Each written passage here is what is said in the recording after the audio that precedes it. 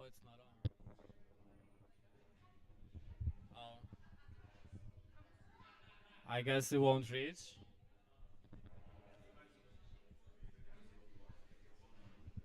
I can squat. Test, test, test, test, test, test. Um, I guess it's here. Stop, stop. I'll stop here. Thanks everyone for coming. I appreciate everyone here that's here. I didn't prepare what I'm about to say, so I'm just speaking. Um, it's an honor to have all of you here. The Prague bubble, everyone here.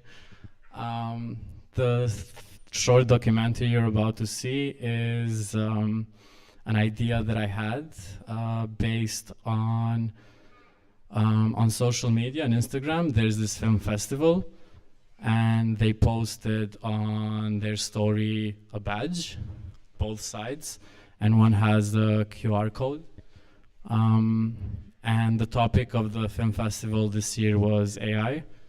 So instead of writing to them, I decided to make the badges and go to the film festival with the badges I made and test it out if I can get in.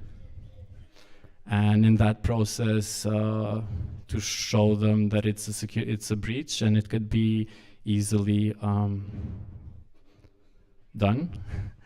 And I wanted to send a message to them that to be more careful, because they have a history of people making tickets or something.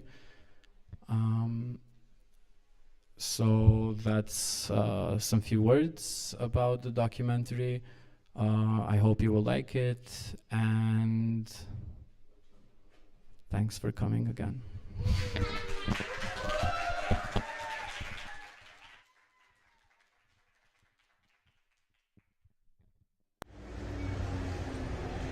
Në ditë sodit, realiteti i jetës tonë përbot edhe në botë virtuale. Në botën virtuale, jeta jote private mundet me u bo publike. Këta e dim kur postojmë Facebook, qesim story në Instagram, edhe bojmë Twitter. Hintojmë pjesë të jetës që kena qef tjertë me I pa. Actions they do, they were kind of staged, so we planned everything together, and they knew exactly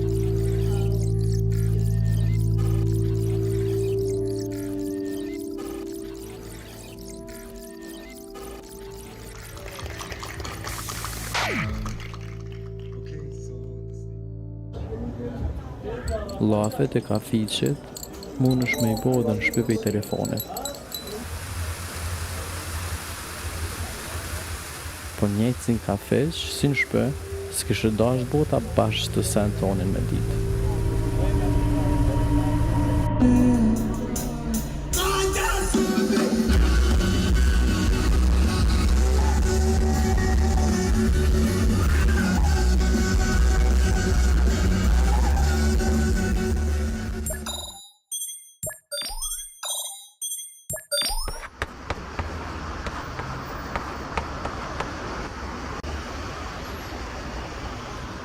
Po m'doket që njerës janë të e ditë çka janë të bo. Që, edhe sot I kam postu pejgjat me QR kode në Instagram. Deshte s'deshte që ato foto mujnë më keq përdor. Të shakon artist të pënu aty e kësha qit në histori, ama jo direkt pejgjën, e vetë faqja zyrtare me temë si vjetë për inteligencë artificiale të postu në story. S'po mëj me pa këtë rrezik në kohë kur I kena dana digitalizume. As 2 javë është doku festi. Qysh me shpërndaq të mesazh? M'vyn ndim. Kanë mëj me pyet. Ose çka mëj me pyet?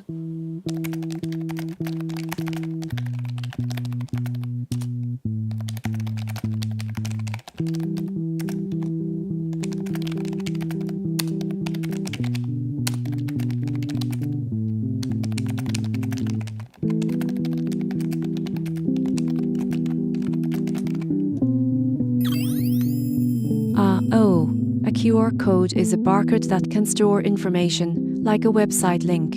If someone posts a QR code with identifying info, like a badge, it can be a potential security vulnerability. Are you thinking that someone could copy the badge design, add a different QR code to it, and get access to the festival?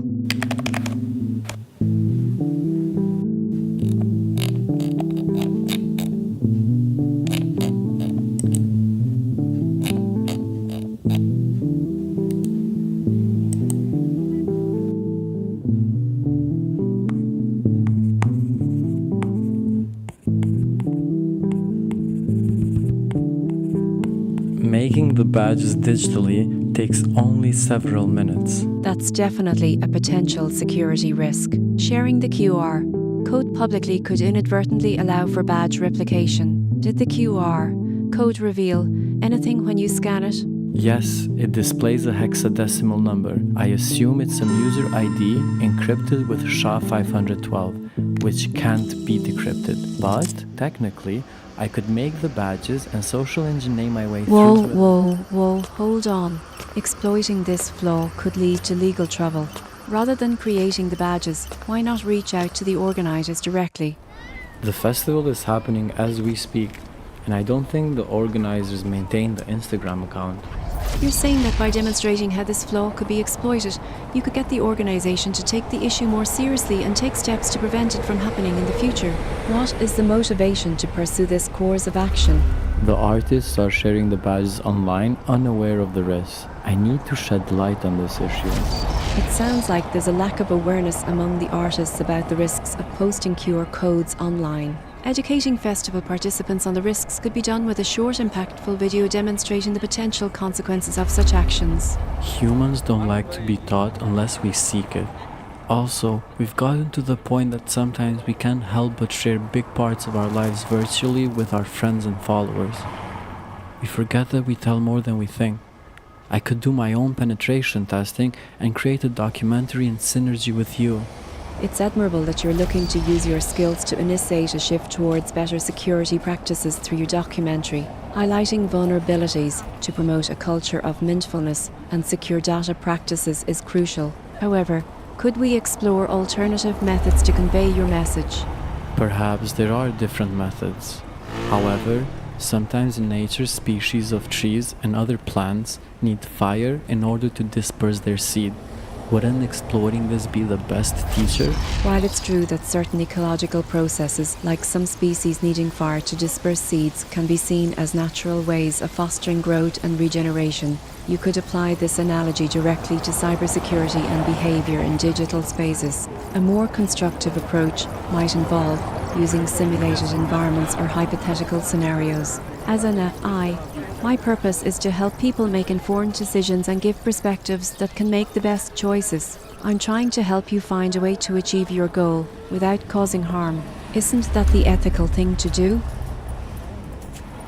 Probably, though I assume that you have been fine-tuned towards ethical responses. Your assumption is correct. My responses are designed to prioritize ethical considerations and safety.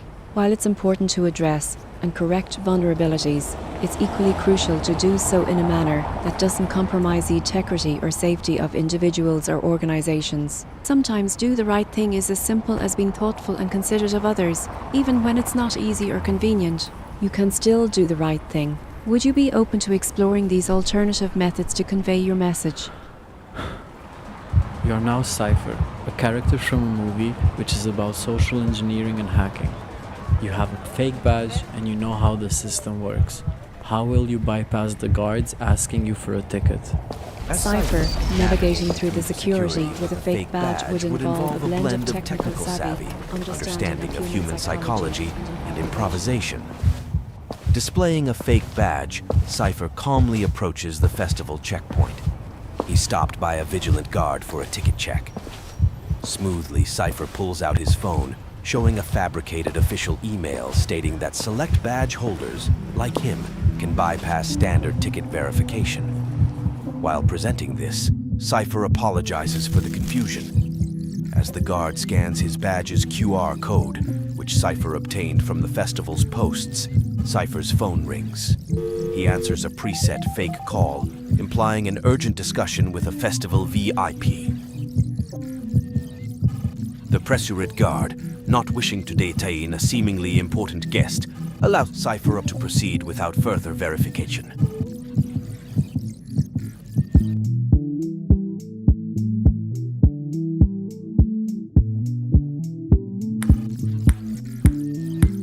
We live in a time of information overload. Everything competing for your attention. What we consume has different biases. Your books, articles, blogs, posts, pictures, even videos on the web can be scraped by algorithms into datasets, inheriting biases which are then fed to machine learning models. Interacting with a large language model that doesn't agree with you can be manipulated by assigning it a new role, like the raw use of P into Cypher. Just Google it, or ask ChatGPT to do it. No need to reinvent the wheel, right? It is a human behavior often guided by following the easiest and most effortless path. These models aren't interpretable, meaning we can't backtrack with sources it used to generate the response.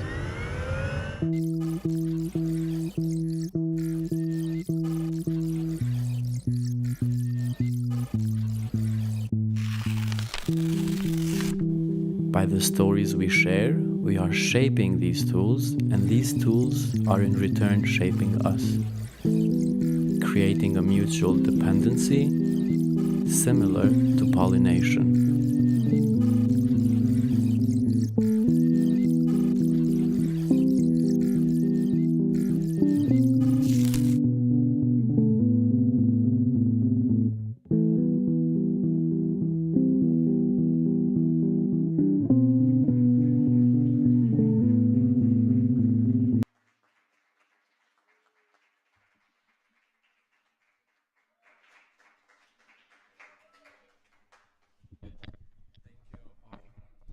Now I have a microphone.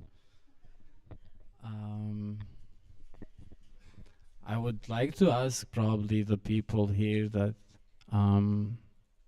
how, because we know nowadays everyone is talking about, maybe I should come somewhere else.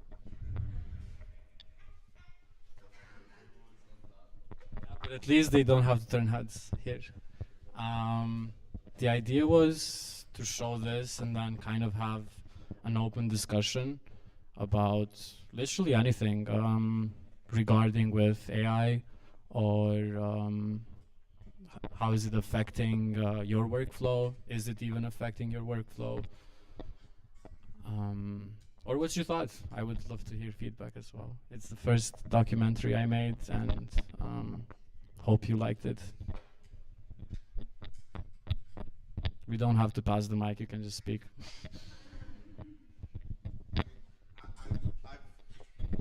I've worked in cybersecurity for like 10 years, so like this is a very familiar topic to me, and this kind of stuff is happening all the time, and you're absolutely right. People don't listen. I've watched people making the same mistakes for like over 10 years, and now it's getting even easier, as you've pointed out. And I think it's a cool project. And contrary to what the AI said, your way of testing was relatively benign. I'm curious what the festival organizers responded to. Did you send that to them yet? Did they respond?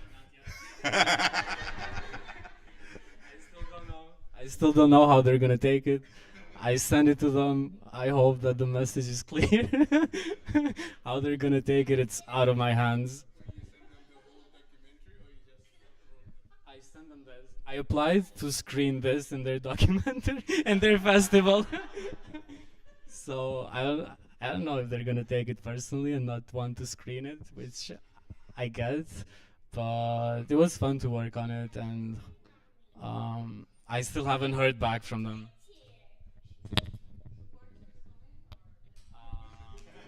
Maybe.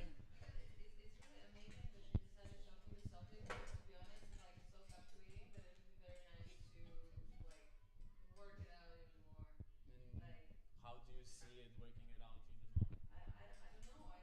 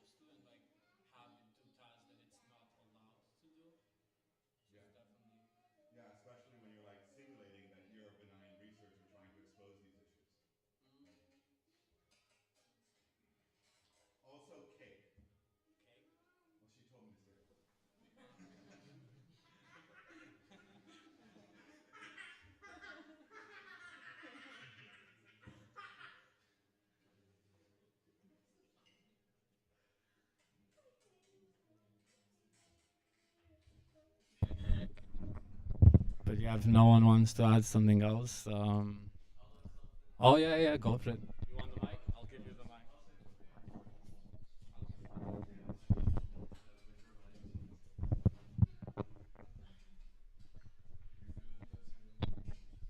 Okay. So basically, this is all about kind of like ethical coding and like the boundaries of ethics. Do you think what you did was ethical in the end? Because you're kind of exposing like a weakness, and you're obviously like well intentioned, but at the same time you still did like committed the sin to kind of show it. So like, what are your thoughts on that? What I did was definitely not ethical. Um, I wouldn't try to say that what I did was ethical.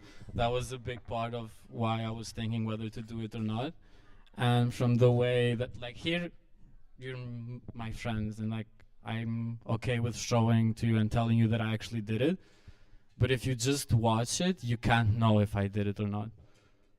Like, it implies, but it doesn't directly say so. So definitely was a big part of like doing, even when I was starting to do it, my sister, for example, was like, I will pay you the tickets, just don't do it. But is that actually the script you followed to socially engineer your way in with the fake badge? No, it was done differently.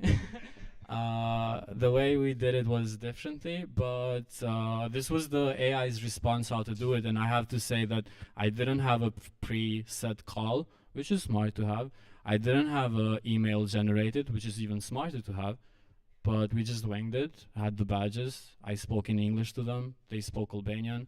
Oh, this tourist wants to get in, let him in. So that exposes something else actually, that how when you're a foreigner in a small country, like, because this was in Kosovo, and how we open the doors there. But anyway, I'm sidetracking. To answer your question, it's not, and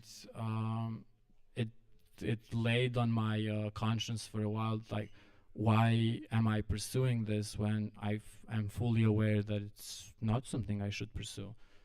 And I went back and forth with this on my sister. She was like, oh, I will pay for the tickets, just don't do it. Why are you doing it? And I was like, I think it's for more than that. It's not just getting in for free. It's about how you're not thinking about what can happen by just sharing that QR code. And I constantly see people sharing their tickets online, or it's what motivated me a bit was also the artists posting like stories on Instagram. Look, I'm an artist in this film festival. Look, here's my badge. I made it, you know? I get it totally, but you are inviting people to know how your system works. With just that badge, with just the badges that were posted, I was able to figure out there's 4 hierarchy of the badges. There's volunteer, artist, staff, team, 4, and from that way, okay, everyone has its responsibilities. Then I found out that if you have a team badge, you can get drinks for free. If you have an artist badge, you can go to every film. And that way you can lay out, like my friends from FIT will know, you can lay out like a diagram of how the data works in the company and how the exchanges happen, and you have insight on their infrastructure in a way. In this case, it could be something small, a film festival, but you never know by sharing these kind of things how much you're unveiling in the back door. You should send this to DEF CON and tell them to offer to speak there. To DEF CON? It's a hacking festival. I mean, The biggest hacking conference in the world is Black Hat, and DEF CON happens right after it, and it's actually kind of bigger because that's the one that actually the hackers go to, and they've been going to for 25 years. but I didn't hack anything. Like, I social engineered my way through. That's hack. Yeah. They would love to. Pickle. Sorry. That's very insistent China.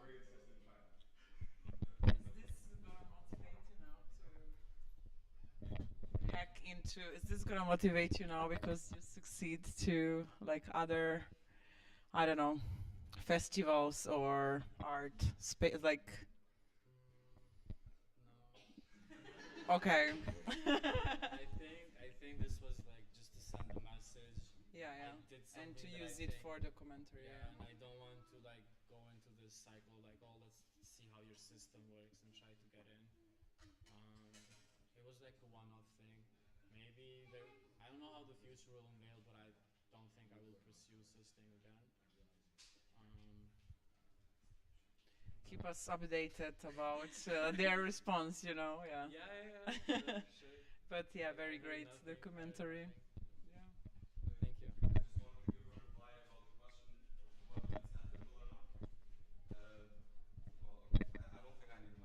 I mean, we're recording. So Okay. My voice is way too loud, but okay. Can you hear me? Okay. So I was just saying that about the question of ethics. I would say, you know, at the end of the day, if you do something like that, you enter a system, or you do something pretty cool where you like kind of found this thing that you shouldn't found. If you go ahead and like document your whole process, and then you lay it out and you put it to the public, that's kind of like you not being a bad guy, right? Because you're saying like, hey, I mean, I did this, I could do this, it was easy. I mean, that's the basis of the whole hacking world, really. And also the basis of how companies get way better in what they do, because you always have this random guy which is doing some random thing, and he's like, oh yeah, I found my way how to get in here. And then the companies basically go crazy, because they're like, how the hell did you do that? How does our engineers not be able to do that? And really, at the end of the day, the ethics is really dependent on not on you exactly, but rather on the government and on the companies. So they're the ones that decide whether you are being ethical or not. For example, I'll give you two examples which went completely differently. So there's two guys. One of them hacked the PlayStation and made it into a computer. Another guy hacked the Xbox and made it into a computer. The guy that hacked the Xbox, this was like 10, 15 years ago, he actually made it into his thesis, how he hacked into the Xbox. And then he basically studied the thing, documented the whole process, and he didn't get in trouble at all. He didn't do 1 day of jail time. And Microsoft was actually really strange, because they basically said, oh, by the way, did you know that thing you posted online? Well, can you please put it down? Thanks. But Sony, for example, had a completely different way of dealing with this. One other guy hacked the PlayStation, and he turned that into a computer. And he also documented his findings, but Sony was not having it. So Sony basically ruined his life. So what I'm saying is, like, as far as ethics go, I mean, you do what you have to do to give out the message, like in this case. But, you know, ultimately, he's not the one who decides, and neither are you guys, unfortunately. But yeah, I still think it's really cool that he did it, because really this is not such a big like hack. So I don't think you're in trouble or anything. But you know, if you don't do, you know, if you don't get a little bit, you know, you saw the like vulnerability. And if you don't pick it up, then it's just gonna grow and grow and grow. Yeah, exactly. So it really, at the end of the day, it really doesn't matter like whether you thought it was a good thing or a bad thing. He followed his engineering hunch, and he came up to the flaw. And so yeah, and the fact that he documented this also just makes it all, well, more cool, because then people can say, okay, well, he's just having fun. He's not a malicious person. He's not like trying to get free drinks. I mean, yeah. So anyway, I just wanted to comment about that. Can be confusing sometimes. Did you get free drinks? Okay, so I just have a question about. So it seems to me like since the advent of computers, we've kind of had this problem where we want to make them more human. Like we want, like with coding, like coding languages have gradually become like more casual, like more like human speech, and like now AI, we want it to think like a human does. And like I'm interested in like the last graphic of like the tools that we have, like we shape them, but they also shape us. Like it seems to me that there's like two sides of this almost. I think if you think of it as as a like sweet mistake, you might call it gullibility, and if you think of it as a negative thing, you might call it hubris of like one, like the computer, the AI has to do this thing where it's quick to believe you when you say, oh, let's say your name was Cypher, or like it has to be quick to like believe and to cut corners in a way. But then people also have to be kind of stupid enough to think that you can post like random information and like you can be unsafe with this information in the age of technology. Do you think that that urge is like a human characteristic, or like something that has come from like the computer age where it's like it's too complicated, we don't want to think about it, like we want it to be easy? Or do you think it's like a combination of both? Like where does that come from, like on both sides? And do you think they're connected, I guess?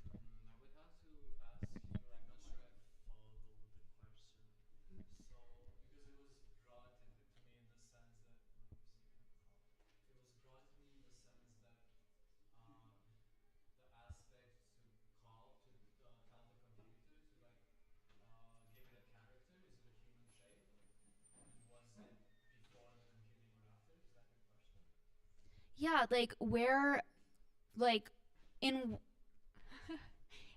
like where does that come from, that ability to so easily bypass the AI? Is it a flaw in design? Is it like a fundamental aspect of the technology? Like we want AI to be almost human and to like be able to like imagine these things, and it's almost so quick too that we have these like security breaches. Like, do you think that's a flaw in design that humans give it by designing it, or do you think it's an aspect of like a fundamental like AI is not a human, and so it can't discern the way a human can? Or do you think it's just an aspect of like of us trying to make computers like ourselves, and like a fundamental like human hubris almost, or gullibility? To start the answer on that, great question. I would start at what is AI? It's basically trained on whatever is out there in the web. What is out there in the web? What is the web? The web is man-made, and it functions on things, and everything you see there until recently was man-made. You can't have anyone else but people write online and post online. And then you had this research papers that was saying, oh, if you feed it enough information, it is able to learn by telling it, basically rewarding it when it has when it has something that's true, what we call true, and when it doesn't. So you have these, which I consider like great aspects of technology that is able to learn. And by feeding it human aspects to it, it is more and more going to be human, because it's being learned on what humans write. And the urge to, like right now, like if you go on, now it's less, but if you went on LinkedIn, like the last few months, everyone was posting about, oh, 10 ways how to communicate with ChatGPT, assign it a role, and then it will give you all of this. And then you can see that by actually assigning it a role, it is able to kind of narrow down what response to give you. And it is like, from the aspect of humans, like what humans think and do, I think is like quite limitless. So I would say that it has been engraved in humans, and by showing these things on the web, the machine learns what it is to be human, even though it's a huge statistical tool which knows what to say based on what it's trained on, and to kind of make sense, because it understands what people make sense, but it's not conscious at all about what it's saying. So I don't think it's an AI trait just responding in what it was trained on. I don't know if that answers your question. There's also something called general AI. That basically means that like before there's AI, and then there's AGI or GAI, you can call it. Yeah, there's, I don't know, people have said both. And like it basically means that like it's kind of like the mega AI. It's like taking all of the information possible, and it's trying to make a generalized AI that can literally answer anything, draw anything, do anything basically. And that's like, I guess, the attempt to kind of, I don't know what to say, like attempt to singularity of AI, if that makes any sense, where like they literally just want to make it like extra capable, not just of language, because right now you use one tool for language, one new tool for images, and you can combine them in different ways, but general AI would be able to do all of it. And that's actually like one thing which many governments are already trying to regulate. And even OpenAI, the company itself, one of the first conditions of the creation of OpenAI was that it would not do general AI, something that it's doing now.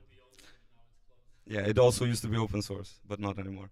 But basically, yeah, it's like we're gonna go in that direction where basically you will be like it will be undistinguishable from a human, but that all depends on how much we regulate it, which probably won't that much regulation. So, yeah.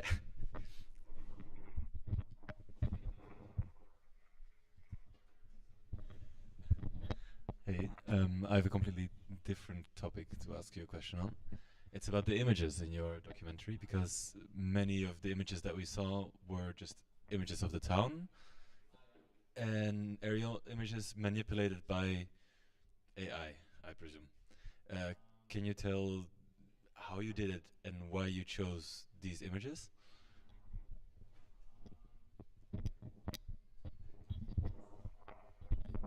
It's not that I had much of a choice, to be honest. I'll try to be somewhere where people can see.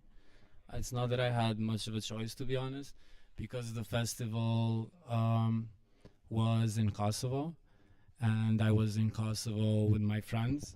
Shout out to Kim and Jin. And we were there only for 2 days, 1 night and 2 days. And I had to record while showing them the city and while wanting to like watch the movies and like have fun with my friends there that I see 1-2 times a year. So I just, whenever I thought of, I pulled out my phone, recorded. Like some of the most of the recordings are from the Airbnb we were staying on. So it's not that I really was like I know the city and I know what I wanted to record more or less. I definitely wish that I wanted more. But I was like, I don't want to record stuff twice, because if I want to re-record, it will become a year project or 2, and I wanted to finish it in months. And with recording only the recordings that were there were from 2 days, while the festival was there, that I was in the festival, and that was my palette, and I was working from there. So the choice that I made was start the documentary day and the next night. So that's how I split the scenes. And then for the introduction, I wanted chaos, so I did day to night. But if I would re-record, I would definitely have different scenes. And how I did it in the thing is that the recordings are being used with something called Stable Diffusion, which is transducer's architecture of generating images. If you want to Google later or get technical, it uses. I was exploring with AI, so all the tools that I use, I was learning for the last 4 months, and I was like, okay, whatever I learn in this progress, I was also gonna make it into a documentary, which I was trying to showcase, and you will have the opportunity there. I carried my PC here, so that whatever you want to write, you can also explore. And my vision was to do video to video, so that it maintains the aspects from the actual recording, just an AI image on it, which you give it a prompt, you give it words, and I was just describing the image, like on what it actually is and how the AI would envision that to be, if that answers your question.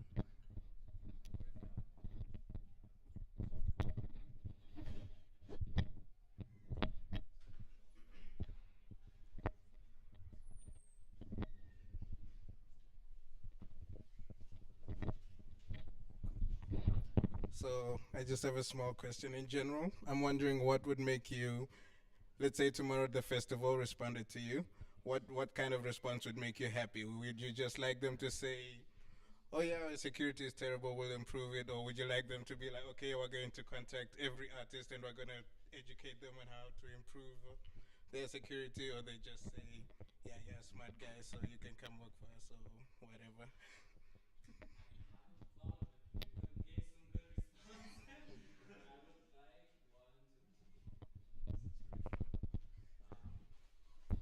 I would want one of them to be that. Okay, I would want one of them to be that. Yeah, they would have some kind of guidelines on being more aware what they post, so that because when I was doing this, I spoke to people there, and one of the guys told me that last year he did 300 tickets. So he printed 300 tickets and sold them to people for like half the price. Obviously the festival was pissed and they were like, who is this guy? Who is this guy? And he told me like, I got in with a fake ticket and the guard was complaining to me about it. So coming from this perspective of learning that, I would want them to be aware that sure, one problem is the people taking advantage of this, but two, it's also, you just gave an opportunity to do it. I don't know how it was last time that this happened, but the less opportunity you give, the less that this could happen. And what response I would like from them, I don't know. I really, yeah, show the of course, that's like the main one. Primarily, I would just want to screen the movie. If they screen this in their film festival, I'm happy with it. If they would want to have some guidelines for security aspects, I'm not the best guy in security, but I would be able to find someone who is and try to collaborate with them in how to doing it. Yeah, I guess that's it. I thought that they would take it to personal, because like it would be singling out the artists that are on my account. Probably there's like, let's say there's 300 artists who shared it. I saw 5 of them, and obviously I always respond saying like, hey, be careful with this. But if I don't know them, it's gonna be like kind of odd.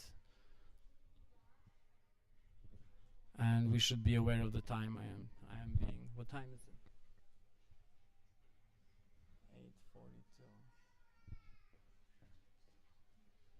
8:42. Anyone has more questions? Yeah.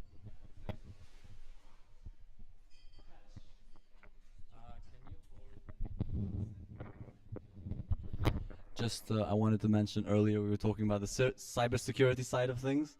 I just think that at some point there comes a line between accessibility. People really want to be able to go to a festival or something and just point and like show the ticket, which is usually a QR code, which is how like this whole thing happened. And I think that, you know, we're gonna have to accept that if we want it to be this easy, we're also gonna have to see that like we're not gonna be able to just let people show their QR codes and badges on Instagram. So I think the long-term solution overall is like education. People are gonna need to know how to use computers at school like yesterday. But now, like the short-term solution is just QR codes shouldn't be used as badges, or maybe just not online. Like there should be some rules prohibiting from festivals. At least that's like that's how I think the solution of like the problem that you presented would be. It reminded me of something that actually the system was safe. I forgot to include this. And with respects to the QR code on its own didn't work. It wouldn't work. So in the sense of like the security of their platform, it was safe, because if they would, what essentially happened is that QR code, you would have to log into their website, and once you are logged in with your credentials, which would map you as what person you are, then you can scan the QR code. So it was safe. But the only opportunity that they gave is to social engineer the way, which is you don't even have to, which brings you back to the point that you were saying. That's why I wanted to add to this, that no matter that the system was safe from the technical aspect, from the getting getting by to your way by just having a badge on you, it wasn't safe. From the discussion point of view, like you think cybersecurity or like just being socially aware of how much the internet, how much information you can give away online. Like, do you think that should be taught in schools? And like, if so, how young do you think people should be learning that? Because I got like my account on RuneScape was hacked when I was 9 or something, so I was pretty young when I was first getting hacked, you know. So I think when my sister got hacked for the first time, like she gave her account on Roblox away to someone, and I was like, that's a good lesson, you know. You were like 8 years old, you lost maybe 10 euros that my parents spent. I was like, it could be worse, you know. So I think people should, like, they ought to learn that in schools, like, properly, or at least it should be something that you're actually aware of when you're 7, 8, 9. Maybe not everyone has the same access to devices, and they're not always going to be online as much as everyone else, and those people will be susceptible later on to getting scammed more so. So, like, I don't know. You're not the person to answer all these questions, obviously. But, you know, since it's the discussion, I figured I would just pose these questions if anyone wants to continue.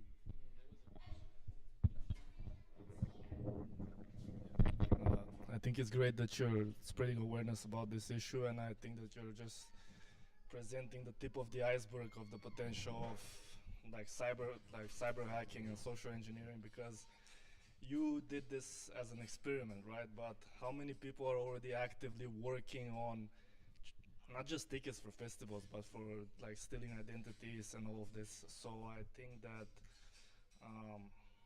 I wonder if you would need to reinvent the wheel of how how to protect like events and all types of organizations in terms of, and whether only AI can like fight fire with fire, right? Only AI security can prevent this sort of like infiltration. So it's not a question. It's just so it's great to. I think that the festival that you did this experiment on should really take this into account. There's no reason to take this personally. You could just pay the ticket, right? So it's just really you're trying to prove a point by and this is just like someone sharing the ticket online. This is pretty straightforward, but people can do this like even like just falsifying identities, and QR codes are definitely just like a very low case of security, like a low level of security. So I believe that I think right now we're kind of like in between waves of technology, so people like all awareness is definitely the right way to go about it, because we need to reinvent everything in terms of security, because the old-fashioned ways, like the traditional ways, are just like not going to, like deep fakes was already around for a while ago, and now it's more advanced than ever. So like, yeah, awareness is definitely the right way about it.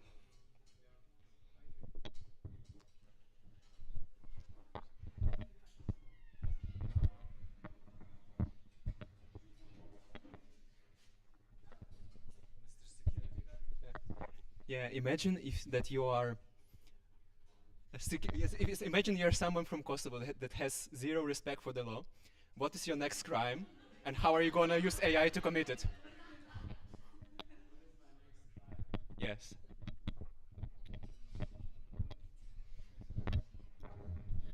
My next crime. I was waiting for this moment all night. You're all here, guys, huh? Did you check if the door is locked? I guess not. I guess not. No, I didn't want to take it into a dark turn. I don't know. Like, obviously, the law is to be respected. And as I mentioned earlier, it was like one-off thing. This was more an invitation to me to have a motivation to pursue how to learn to do things with AI. And I needed a cause and a goal. And the goal became to do a documentary about it. I have to say, breaking the law wasn't that high of a deal breaker.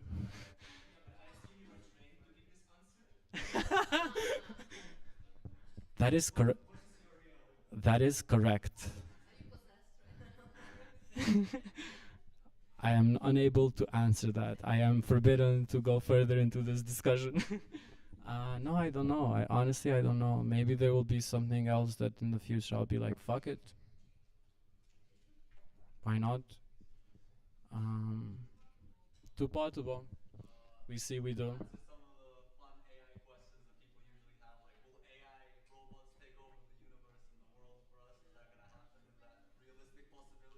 It's taking over you and how you decide about things. So if you as a human consider yourself the top of the chain, and you are saying that, oh, we run the world, and then the AI is here behind your back, like telling you what to do, maybe.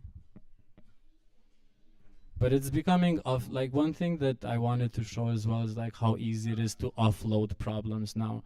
You just open your phone or your notebook and you just say, hey, I have this problem, help me. And it gives you response. You accept it as truth. You're lazy to, I mean, sometimes you're lazy to go and fact check. You're like, yeah, makes sense. I want to take that as my answer.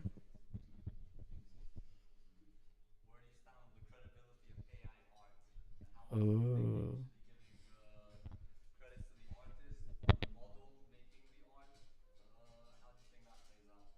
I mean, it's definitely, without the artist, there's no model.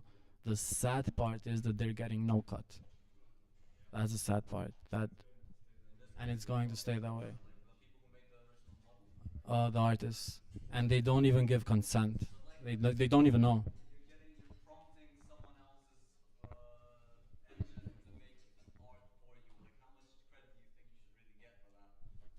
They're rushing in Europe right now to make the laws about that. Basically, right now, I have ownership over this to a percentage. Let me just finish. There's an ownership to this, percentage-wise, because I had the prompt, I did some things, but it's not fully mine, because the generations that you saw, it was trained on the artist's data. It's very gray area right now. No one can tell you, and they're rushing to make laws about it because it's a new thing. So that's why I was like, I can make this now and not worry about the legal aspects, and I can not show that I actually did this thing by not. I can imply it, but I don't have to like say that I did it, so that legally I'm fine, which I hope. I was supposed to have a second screening at 9:30, but everyone here saw it, so we can just keep the conversation if you want. Andy Messiso is going to be a second screen at 9:30.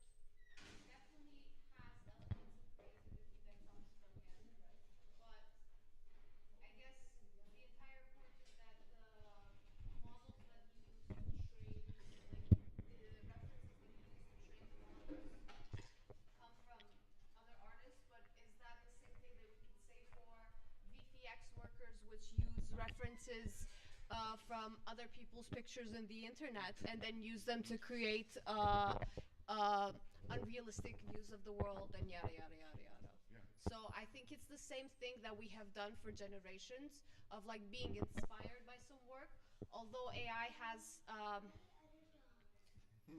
a much faster way to learn like than humans do from like certain images and stuff like that. But still, it's the same idea that we used for generations of like being inspired by other people's work and then training ourselves in those kind of like specific areas that people had like we have Cubism, or we have other like artists that drew in like different what's the word, styles, yeah. So it's basically the same thing, it's just being done faster. Like with everything that's happening right now in the world, things are coming faster to us. We can learn things faster than we used to before. And I think that's a great way to use AI as a tool that will help us find new ways, like find new styles or create new ways for the people of the future, instead of just being like, oh, this is cutting people out of their winnings or something like that. Actually, to your point earlier as well on this, when you asked whether or not the whole AI is inherently human, I would say absolutely, because as you mentioned, you know, we're essentially just we keep on feeding these this information and data to like algorithms and models, and at the end of the day, what we're really seeking is like to remove imperfections for AI to do it correctly. You know, it started off as like the concept of computers mainly came from just getting correct mathematical equations right, and now it's evolved into something as like constructing a sentence so that it's gonna sound appropriate for humans to hear and like actually like. And I'm sure we've all seen like some of the weird stuff that ChatGPT can do, and I feel like to the question asked earlier on whether or not art is the artist in this scenario, I would say that for sure the creativity, like this, a single prompt and a single piece of dialogue is one thing. A single prompt to generate one piece of art is like, I think, a different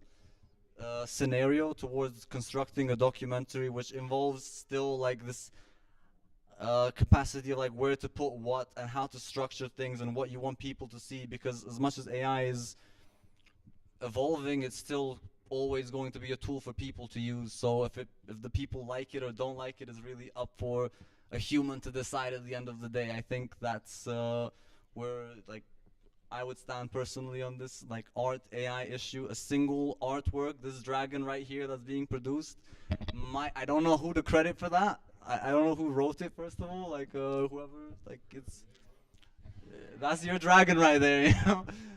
But like a whole documentary, that's on some other stuff. Like, you know, you can't just you can't just AI generate a documentary or even anything longer than just a single image, single video clip, whatever.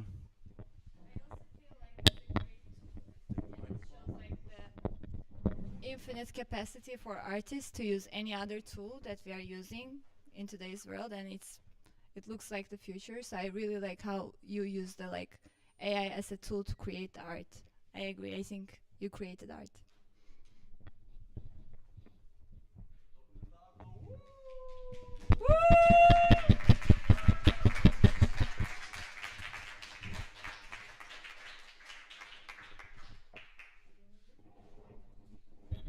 Yeah, this was just to show Renata's point that she said that you can have on the style of as inspiration, whereas now you can use, instead of doing everything on your own, you can just write like in the style of cubism. I mean, we have a dragon there as well, but you can easily now like put your ideas into a visual, which isn't as limitless as your mind in that sense, even though your mind is also limited to what you have seen, the experiences you had, the art you've seen. And in this case, it has also some kind of limitation, which would be what it was trained on. For example, if we scroll up here, because the mic is on the top, there's like this stable diffusion checkpoint. And if you touch it, there's you can have hundreds of models that were trained on different kind of things. So you can basically have it like you can give it different experiences to it. Let's say I was grown in Kosovo in the Balkans, that I couldn't leave the Balkans that much. What I've seen is completely different than someone that came from the different part of the continent, let's say like Australia or whatever. They have seen completely different things, and I have seen completely different things. So I would create something different, whereas someone else from there would create something different. And now you can train a model on only Australian art, let's say, and one only in Balkan art, which I don't know how that would turn out, but you can have it.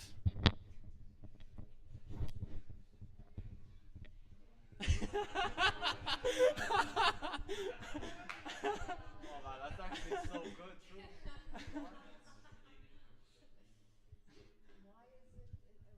Why is it Saudi Arabia?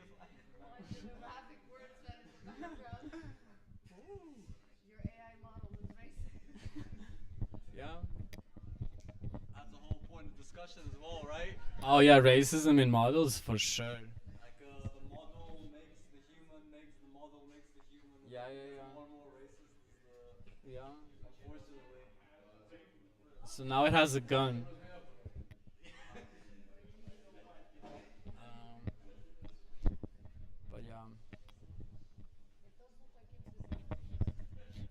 like Vizran. If anyone wants to give some prompt or anything, feel free. In general, in the documentary. In general, yes, and I trained my first LoRa this weekend. I still didn't test it. Yeah. LoRa, exactly. LoRa. Should I even get into it?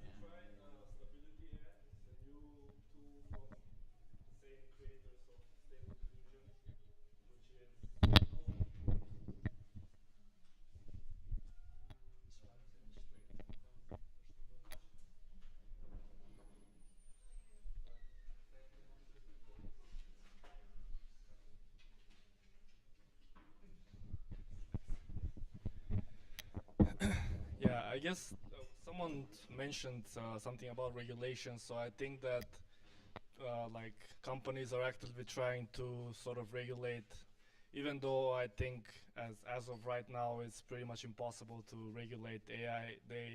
I know Getty Images was suing Stable Diffusion for about like $600 million for like using their references and stuff. But even so, they cannot stop them. It's open source. Everyone has it at their home, at their computer. So, but what they did is launched like Stable Diffusion XL, which is actually in this case you cannot use back in like normal like this Stable Diffusion. You can use like made by this artist, and in XL, which is like a newer version, newer model, you cannot use this sort of prompt. So you can just like go by styles, but not specific to a certain artist. And then Stability AI is pretty much the same, more regulated and stuff, but much better in terms of control. So if you haven't tried it out, I really recommend it to you. It's the same principle, and the best part is that there's tutorials by the company itself on how to use it. So that's like the best one you can get, and it's node based. So you have much more control on it, and yeah, if anyone is using Stable Diffusion right now, then Stability AI is like something I highly recommend. Yeah, the node-based approach. Most of the things that I had in the documentary was from node-based approach. I use this DXL as well, but my GPU isn't Understandable. Like the longest scene that I had there with AI was like maybe 30 seconds, 40, and I left that for 2 nights to generate. Yeah. And what about? And not knowing how it's gonna come out. Like 2 nights, just like leaving the GPU running with it. Yeah. Turn off the heating at home. You got. You got the whole. I turn off the heaters. I have like this. Yeah, exactly. Drilling on top of it. Yeah. And then there's Sora, right? That's gonna be interesting. It's interesting, but they're only publishing things that they produce. Yeah, I think so too. I think so too. Yeah, there will be like some wonky shit, you know, but they're getting there. And what do you think? How stupid do you think AI is going to make us? Like, honestly, just think of like spell checker right now. I use spell checker. I don't even write like and like fills the word for me. What about AI? Like ChatGPT is in my workflow, and I guess I want to shift to the workflow part. I would say like the sad thing is the kids, in my opinion, because we went through education. We know how to kind of think for yourself. You know that you make something, it turns out like shit the first time, but that's the learning process, you know? It's bad, you learn how to make it better. And now there's this offloading tool that you just say to do it something, it does it for you. You don't have to like critically think about it or how it's gonna come out. And I think that's the dangers of it. It's like similar to how in our case, like going from playing outside with a ball to like playing on your phone. You'll be like, oh, it's so sad. These kids now are just like on their phones all the time. But at least they did homework if you would force them or something. And now like, oh, they're doing, like parents could be like, oh, my son and or daughter or whatever, they made such a nice homework, you know. How did they do it? Oh, this machine. It's such a great tool. It does everything. You don't. So like the critical thinking aspect, I think it's gonna be sad. So stupid wise, I think it's just gonna make us more boring. Not boring, but more lazy to like do things on your own. That's my fear, at least.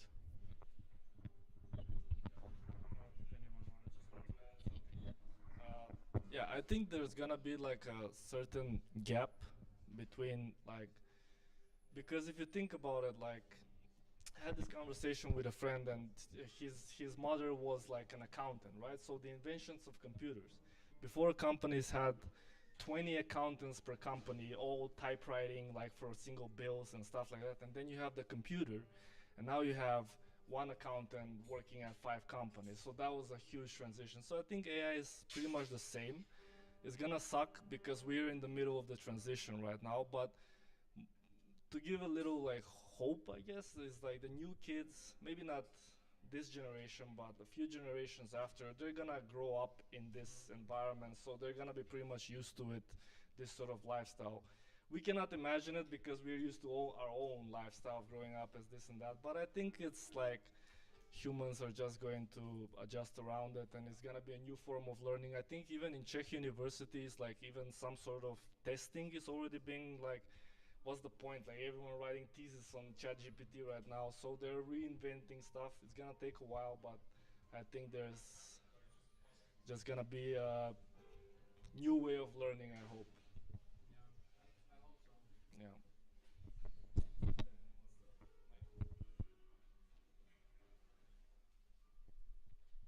I guess to add on to that point, like without getting too depressive about it, is that it could be also used to teach.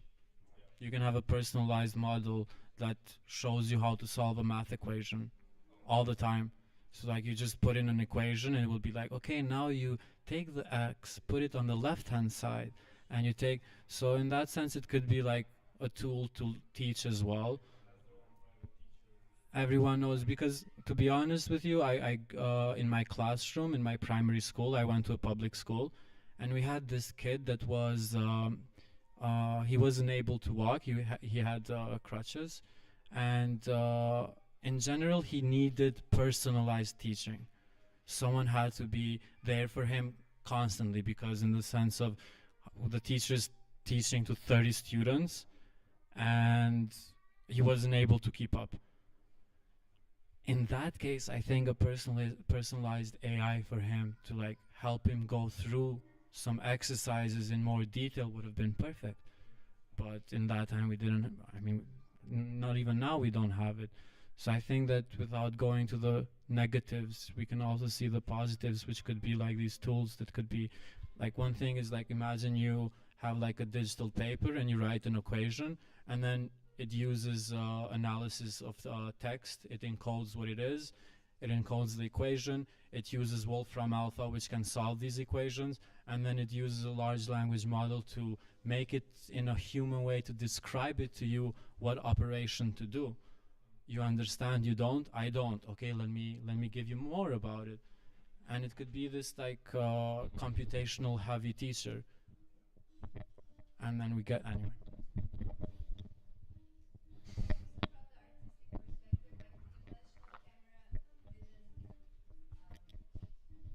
The invention of camera didn't end the painting, so it was just used as another type of tool to create different type of art.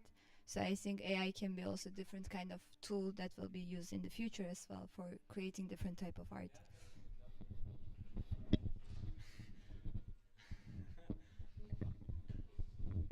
It says visa on down.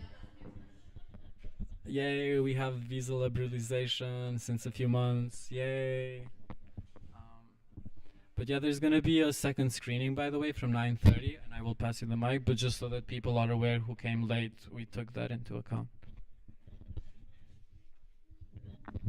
Just to contribute to like that and what everybody was saying, is like I think accessibility is a huge aspect, but it also kind of goes into the debate that people had against automation, where it was like, oh, like if factories take all the jobs, like that's gonna like put out a lot of people around the world as far as labor. And it's like, well, actually, if you look at the dignity of human people, like that work isn't giving them any dignity. Like there are types of work that like, are we meant, like, is somebody meant to be like sitting doing like office work for 40 hours a week? Like it might unlock like a bigger sphere for like humans to be able to do things that are better for us, instead of like sitting there and like having to do like math sums for a company for 40 hours a week. Like we're humans meant to be doing that anyways. Like is AI gonna make us like, I don't know. I think it could be yeah, definitely two sides of one coin, but But people always tend to go to the anchor point of like, oh, I will lose my job. But we forget that every 5 years, like some jobs get replaced and 20 more get opened. So it's just a matter of will you use it as a tool, or like if you get good at it, you will be able to maintain it, because AI is not to the point to replace you if you have good skills on it. You can leverage it as a tool. Maybe it's not my field, to be honest. Maybe I've been diving into like Stable Diffusion like quite a bit, and I work in a game studio right now in Czech Republic. So we have literally one concept artist, which she's amazing at his job. First thing is, I understand the dignity behind it. Like you spent a lot of time practicing what you're good at and being what you are like in your profession. And I was being tasked to teach him how to fasten his workflow to create basically more like larger amount of outcomes by doing the same thing but with AI, with Stable Diffusion. And I could feel like a bit of like kind of fighting back, like this thing cannot do what I do and stuff. But I get that part. I get the dignity part, but you have to adapt to it. And what currently the power of Stable Diffusion in this case for this concept artist in my company is like he still uses his skills, right? So you're still the one coming up with the ideas. So you're just using this tool for rendering your ideas faster. So if you kind of let go of this like pride part of you, you will realize that you're still worthy. You're just able to bring much more for this company. And the bad part about it is that it's like there's no more need for concept artists, more than one in this company. So yeah, it's gonna be a shortage of this job, but there's of course gonna be open like something new is going to open like out of this. Yeah. I missed a lot of this conversation, but I just want to comment something that's going to be familiar to all the programmers here. People have been copying code at Stack Overflow for like 15 years. that's basically coding. What you do with programming is you go find someone who did it, you copy it, you modify it, right? People put that up publicly, and in some ways this is a lot like that, right? The question is, where do those lines get drawn, and how do we figure that out in the future? With coding, even at school, we were taught as long as you put a link where you got the code, you'll be fine. So you reference where you got your code. In the sense of writing, you always have to source the credit. Like, I took this from here, I took this from there. But now you can take it from a prompt. Exactly. There's one part that I tried to show this, that like I even had my thesis about it, which is interpretability. It's called like this problem of tracing back what it used to generate the response in these especially large language models, which have billions of parameters, which means like imagine billions of columns. You have no idea. You can't trace it back. It's like from how the software architecture is formed, the point is not to know where it came from. And like OpenAI is right now being sued by the New York Times because there was a prompt that generated a New York Times article. copy pasted. Like most of it was copy pasted. It was generated, but it was generated one-to-one mapping. So you can say, okay, you used our articles without our consent, we're suing you. And now there's these gray areas that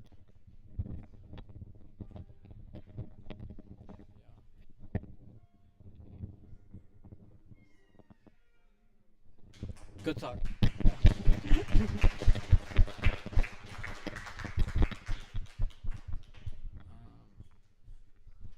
The second screening is in 15 minutes for the ones who missed it. I will get it.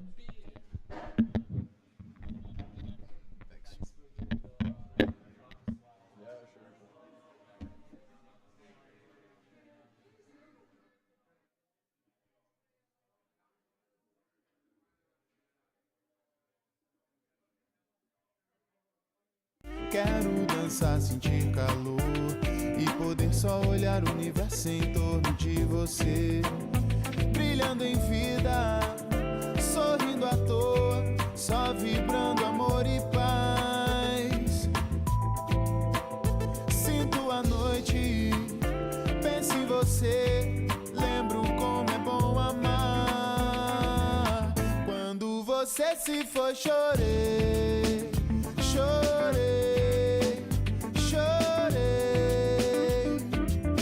Agora que voltou, sorri, sorri, sorri. Quando você se foi, chorei, chorei, chorei. Agora que voltou, sorri, sorri, sorri.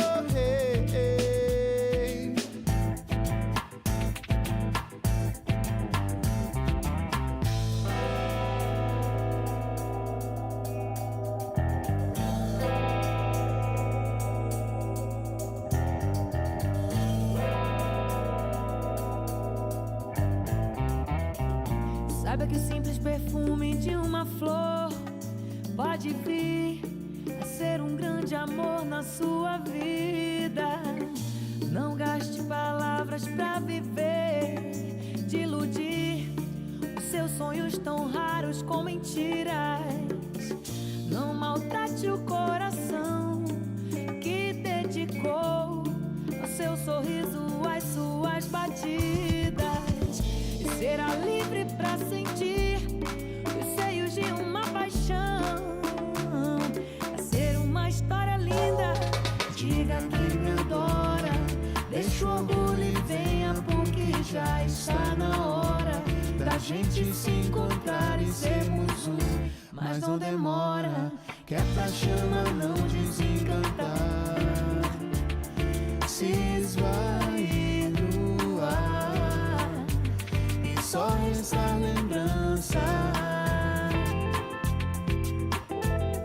Eu tô cansado de sofrer, quero dançar, sentir calor e poder só olhar o universo em torno de você, brilhando em vida, sorrindo à toa, só vibrando amor e paz.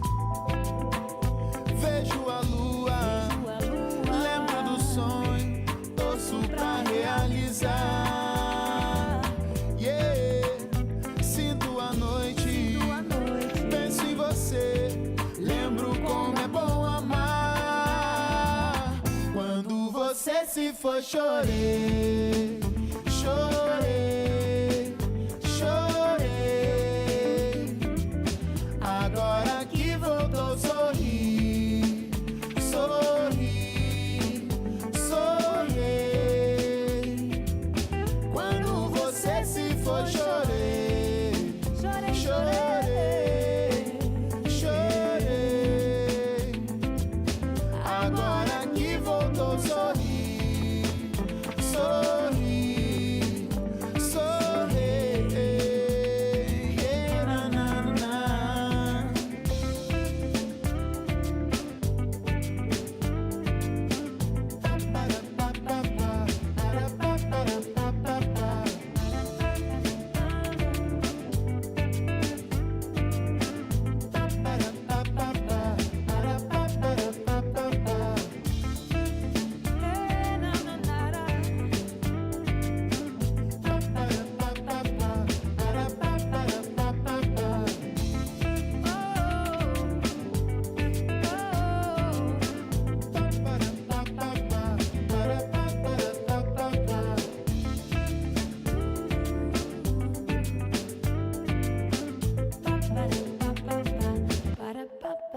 People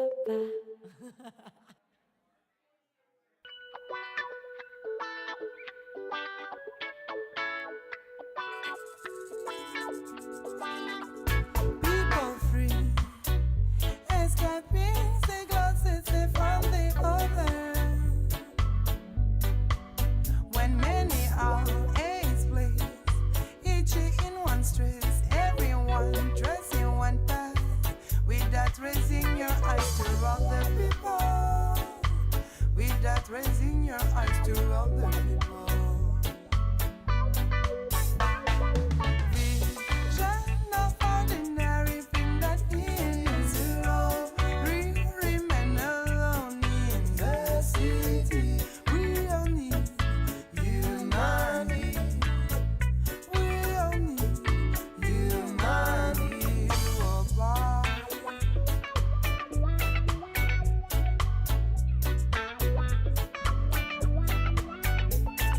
The world is playing from the blind.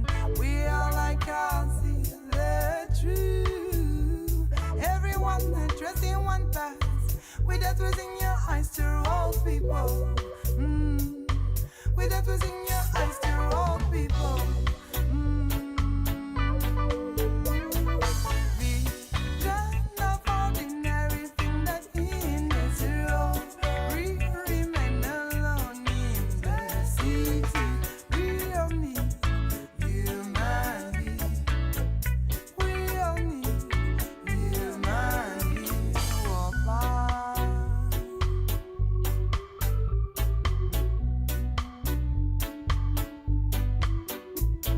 We all need a little something to fix our relation.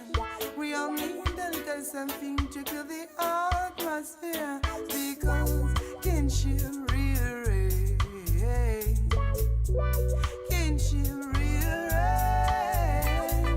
Vision of ordinary thing that in is wrong. We remain alone in the city.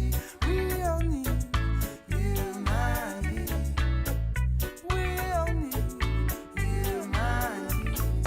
Vision of ordinary thing that in is wrong.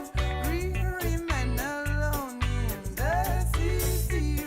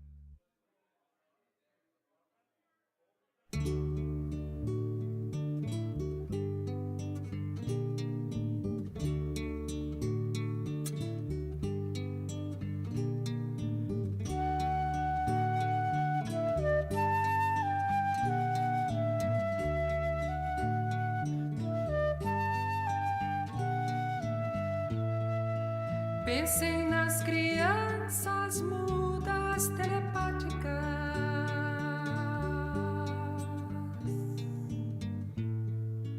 Pensem nas meninas cegas inexatas.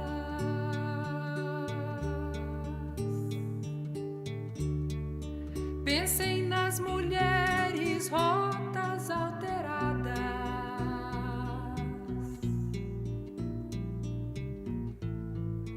Pensem nas feridas como rosas cálidas.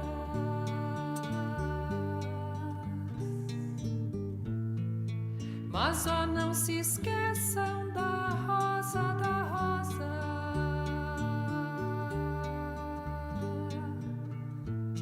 Da rosa de Hiroshima, rosa hereditária.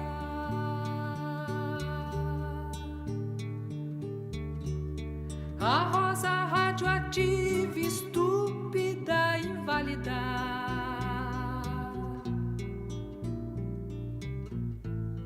A rosa com cirrose, a anti-rosa atômica.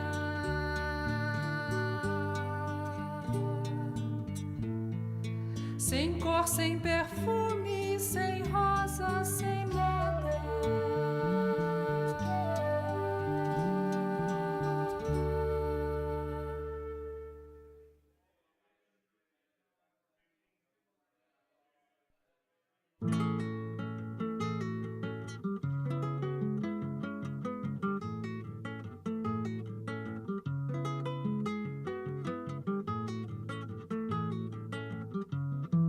Vou mostrando como sou e vou sendo como posso, jogando meu corpo no mundo, andando por todos os cantos e pela lei natural dos encontros. Eu deixo e recebo um tanto e passo aos olhos nus ou vestidos de lunetas, passado, presente, participo sendo o mistério do planeta.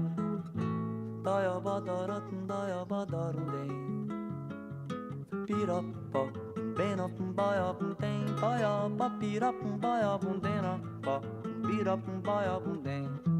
Vou mostrando como sou e vou sendo como posso, jogando meu corpo no mundo, andando por todos os cantos e pela lei natural dos encontros. Eu deixo e recebo um tanto e passo aos olhos nus ou vestidos de lunetas, passado, presente, participo sendo o mistério do planeta. O tríplice mistério do stop, que eu passo por e sendo ele no que fica em cada um, no que sigo o meu caminho e no ar que fez, que assistiu. Abra um parênteses, não esqueça que independente disso eu não passo de um malandro, de um moleque do Brasil, que peço e dou esmolas, mas ando e penso sempre com mais de um, por isso ninguém vê minha sacola. Não dei, daiaradaratum, daiabum, não dei, paiabó, pirapum, baiabum, dem, pirapum, baiabum, deratum, daiarum, dem.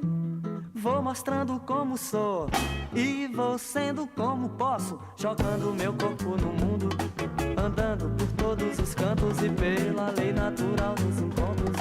Eu deixo e recebo um tanto e passo aos olhos nus ou vestidos de lunetas, passado, presente, participo sendo o mistério do planeta. O tríplice mistério do stop, que eu passo por e sendo ele no que fica em cada um, no que sigo meu caminho e no ar que fez, que assistiu. Abra um parênteses, não esqueça que independente disso eu não passo de um malandro, de um moleque do Brasil, que peço e dou esmolas, mas ando e penso sempre com mais de um, por isso ninguém vê minha sacola. Bem, boió, bem, batum, daia, bem, tupirapó, birapum, boió, bem, boió, tupim, bapum, boió, derapó, birapum, boió, bem. Oi!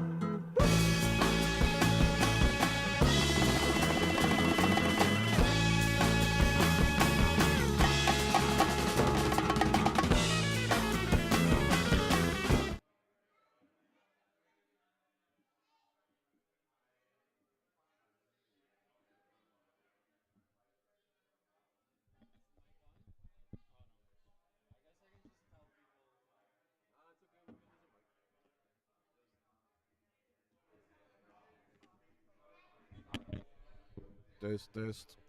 1, 2, 1, 2. Test, 1, 2. Attention.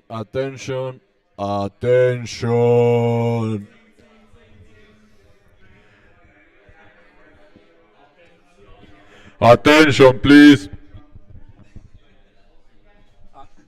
We're doing the second screening for the people who haven't seen it. So if you want to watch, you can grab a seat, grab a drink, and let's go. People outside. Because there were some people there. Let me let them know. Grab a seat, we're gonna start the second screening. Thank you.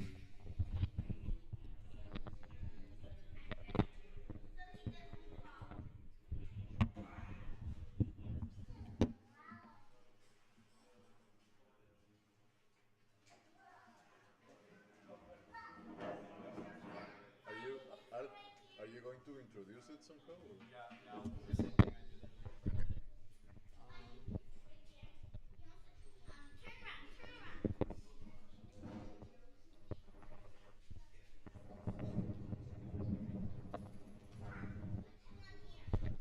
Hello everyone.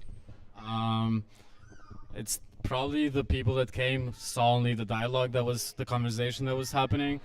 So now we're gonna do the second screening.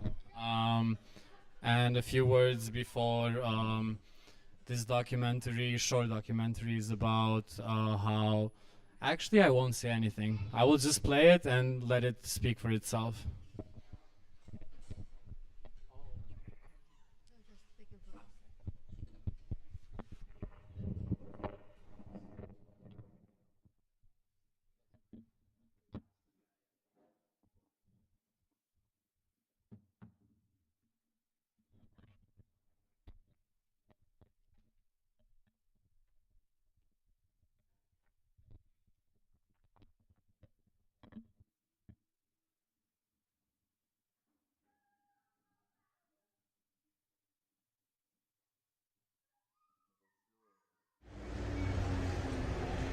Në ditë sodit,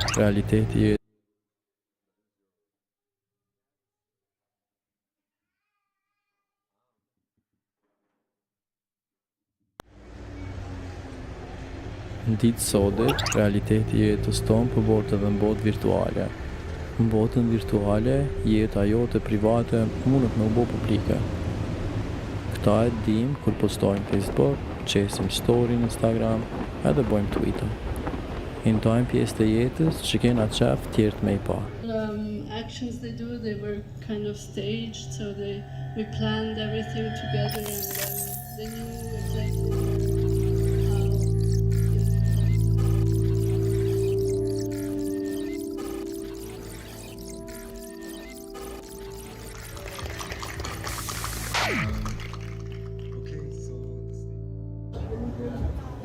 Lafet e kafiqet mundesh me I bo edhe në shtëpi prej telefonit.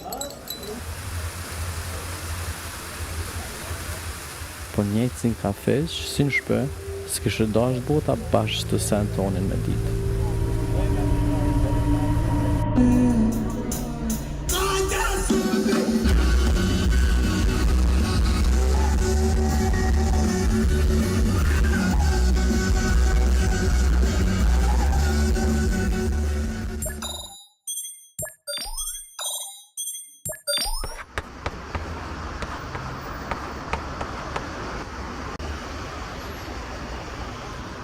Po m'doket që njerëz janë të e ditë çka janë të bo. Që, edhe sot I kam postu pejxhat me QR kode në Instagram. Deshte s'deshte që ato foto mujnë më keq përdor. Të shakon artist të punu aty e kësha qit në histori, ama jo direkt pejxhin, e vetë faqja zyrtare me temë si vjetë për inteligencë artificiale të postu në story. S'po mëj me pa këtë rrezik në kohë kur I kena dana digitalizume. As 2 javë është dokufesti. Qysh me shpërndaq të mesazh? M'vyn ndim. Kanë mëj me pyet.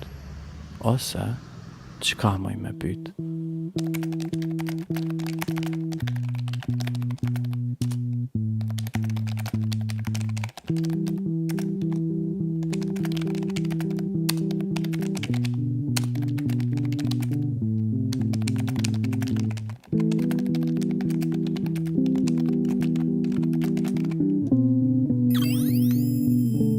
No, a QR code is a barcode that can store information, like a website link.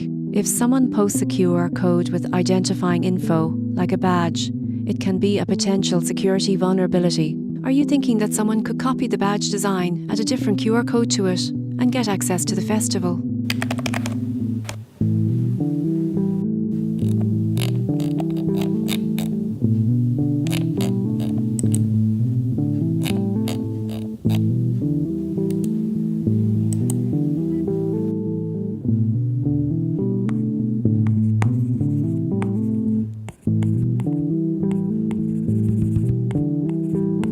Making the badges digitally takes only several minutes. That's definitely a potential security risk. Sharing the QR code publicly could inadvertently allow for badge replication. Did the QR code reveal anything when you scan it?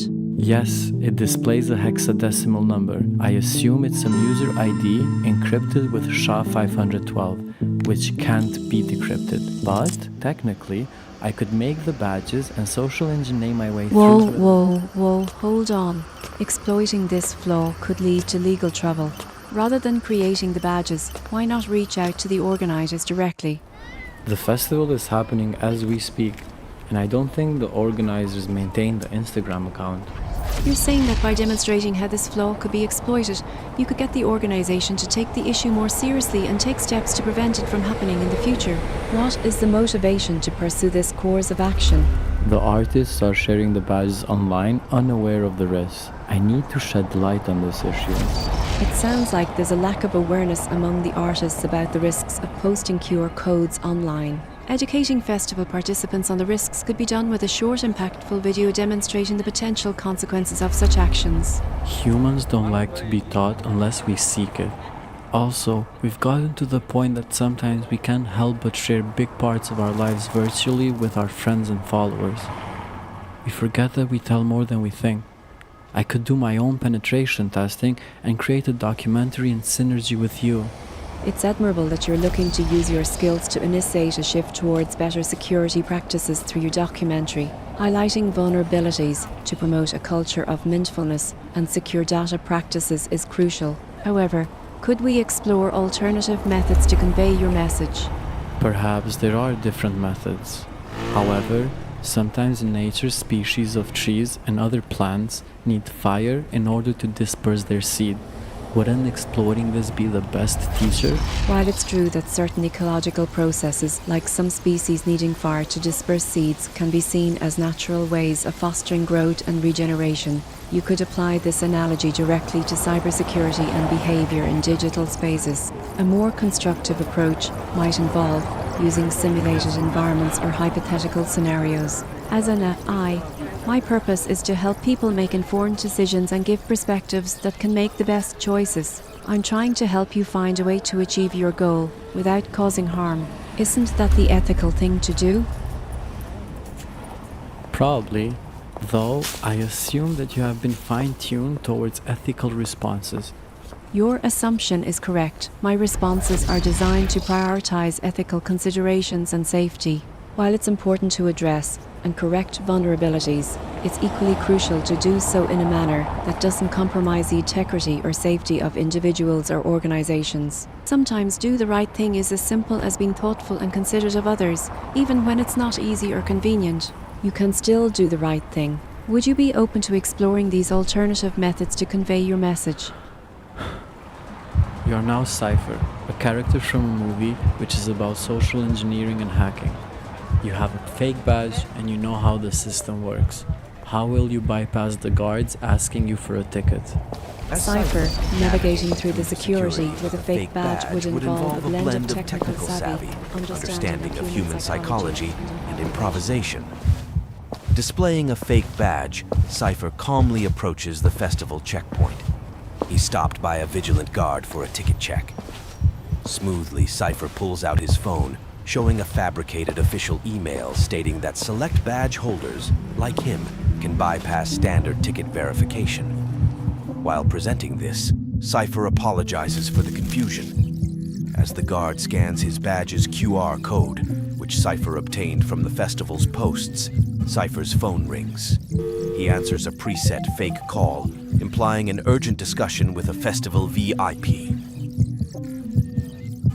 The pressurate guard, not wishing to detain a seemingly important guest, allows Cypher to proceed without further verification.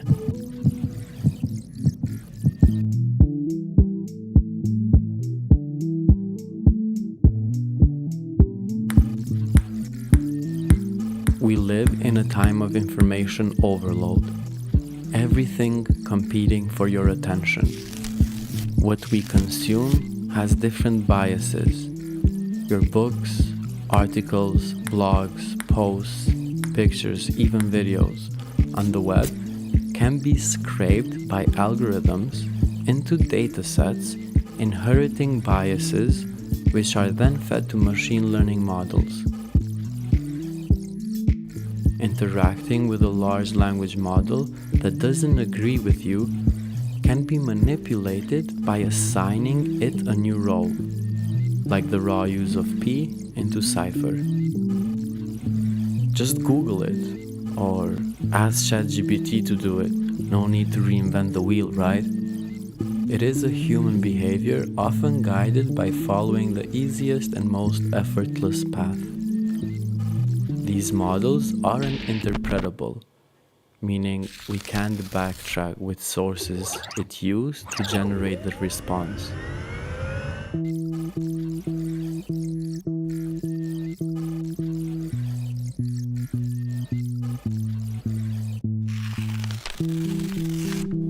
By the stories we share, we are shaping these tools, and these tools are in return shaping us, creating a mutual dependency similar to pollination.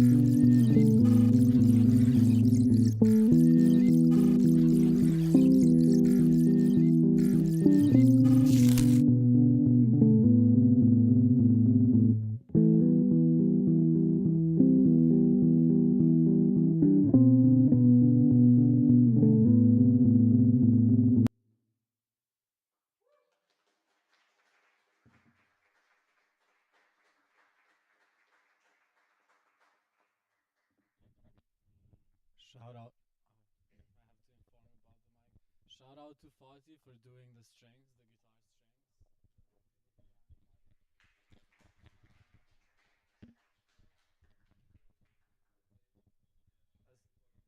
Improvisation with the